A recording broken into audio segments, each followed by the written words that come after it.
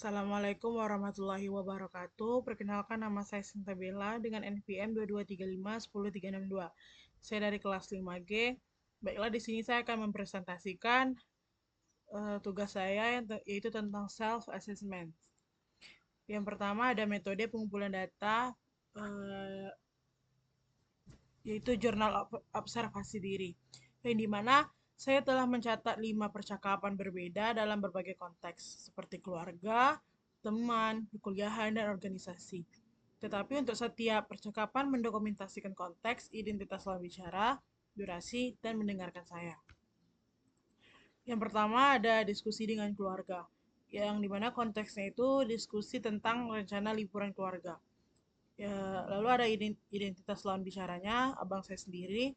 Durasi berbicara itu 30 menit, dan catatan perilaku mendengarkan yaitu kontak mata terjaga dengan baik, memberikan anggukan sebagai respon, tidak memotong pembicaraan, dan mengajukan pertanyaan klarifikasi tentang tujuan liburan, serta dapat merangkum pembicaraan dengan baik. Yang kedua, percakapan pribadi dengan pasangan. Konteksnya membicarakan tugas kelompok, identitas lawan bicaranya satu orang, durasinya 25 menit. Catatan perilaku mendengarkan yaitu kontak mata kurang konsisten karena terganggu dengan handphone. Yang kedua, kadang dia memotong pembicaraan dan tidak memberikan banyak respon nonverbal, serta kurang fokus pada sebagian pembahasan. Selanjutnya, obrolan santai itu dengan saudara sendiri. Konteksnya itu tanya jawab, identitas lawan bicaranya saudara, durasinya 30 menit.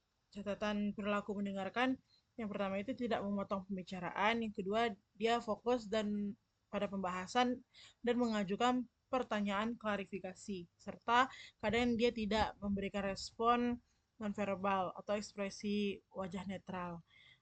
Selanjutnya percakapan yang keempat yaitu diskusi organisasi, yang dimana di sini saya membahas program kerja organisasi. Identitas lawan bicaranya yaitu ketua organisasi dan anggota organisasi tersebut. Durasinya itu 2 jam. Lalu catatan perilaku mendengarkannya tuh sering menggunakan gadget, sehingga dia membuat kurang fokus. Lalu kadang memotong pembicaraan untuk memberikan pendapat dan tidak dapat merangkum pembicaraan. Selanjutnya percakapan santai atau teman dekat. Konteksnya membahas masalah pribadi teman, yaitu identitas lawannya itu teman dekat sendiri, durasinya 20 menit, dan catatan perilakunya mendengarkan itu ada kontak mata baik dan memberikan anggukan. Lalu tidak memotong pembicaraan dan menunjukkan empati dengan ekspresi wajah. Selanjutnya di sini ada tabel penilaian, yang mana di sini ada konteks, lawan bicara, durasi, indikator positif dan negatif, serta skor akhir. Yang dimana yang pertama diskusi keluarga, lawan bicaranya abang, durasinya 30 menit, indikator positifnya yang tadi kontak matanya, dia kontak mata, terus memberikan anggukan sebagai respon, dan tidak memotong pembicaraan. Indikator negatifnya itu satu, yang dimana itu menunggu giliran berbicara. Saya memberikan skor 8 per 10. Lalu percakapan pribadi, yaitu pasangan sendiri, durasinya 25 menit.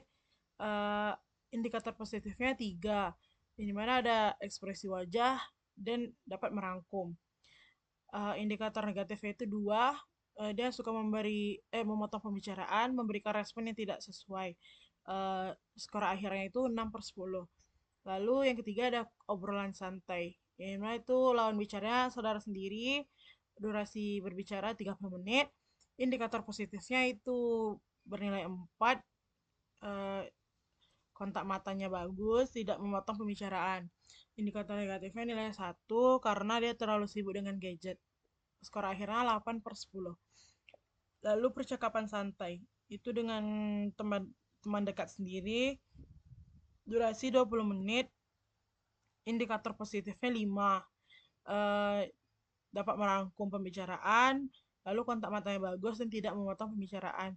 Indikatornya tidak ada, lalu skor akhirnya 10 per 10.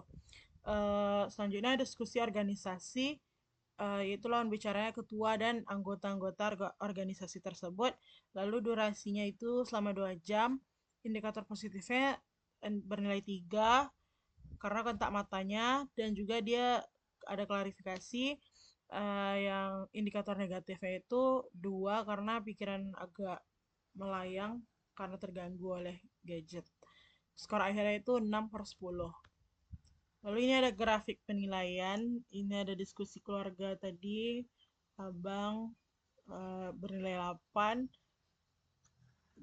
lalu percakapan pribadi dengan pasangan 6, lalu obrolan santai dengan saudara sendiri itu ada juga 8, percakapan santai dengan teman dekat itu 10, lalu ada diskusi organisasi itu juga 6.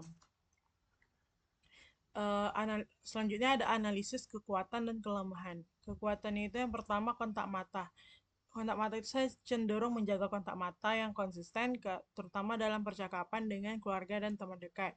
Lalu yang kedua, respon nonverbal, yaitu penggunaan anggukan, ekspresi wajah, dan perhatian nonverbal lainnya membantu menunjukkan keterlibatan dalam percakapan. Yang ketiga ada kemampuan klarifikasi. Saya sering mengajukan pertanyaan klarifikasi untuk memastikan bahwa saya memahami dengan baik apa yang disampaikan. Lalu ada kelemahan, yang pertama itu fokus. Dalam beberapa situasi formal seperti di perkuliahan atau dalam rapat organisasi, saya terkadang kehilangan fokus, terutama ketika ada gangguan eksternal.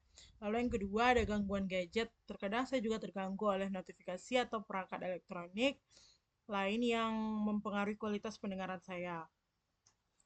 Lalu yang ketiga ada menunggu giliran bicara. Yang dimana ada momen ketika kita lebih fokus pada apa yang akan kita sampaikan, uh, bukannya benar-benar mendengarkan lawan bicara. Lalu selanjutnya ada refleksi personal, yaitu melalui proses self assessment ini saya menyadari bahwa mendengarkan bukan hanya tentang mendengarkan kata-kata lawan bicara, tetapi juga tentang memberikan perhatian penuh, memahami konteks percakapan, dan merespon dengan empati.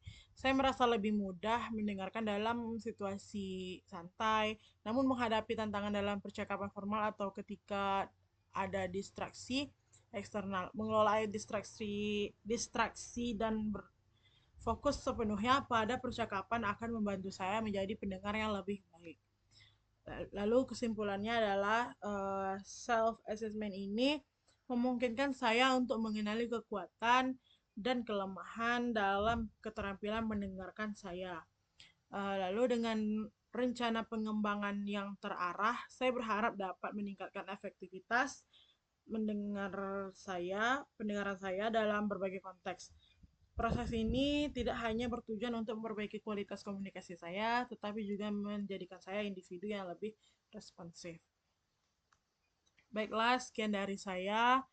Mohon maaf bila ada kekurangan. Wabillahi taufiq wal hidayah. Wassalamualaikum warahmatullahi wabarakatuh.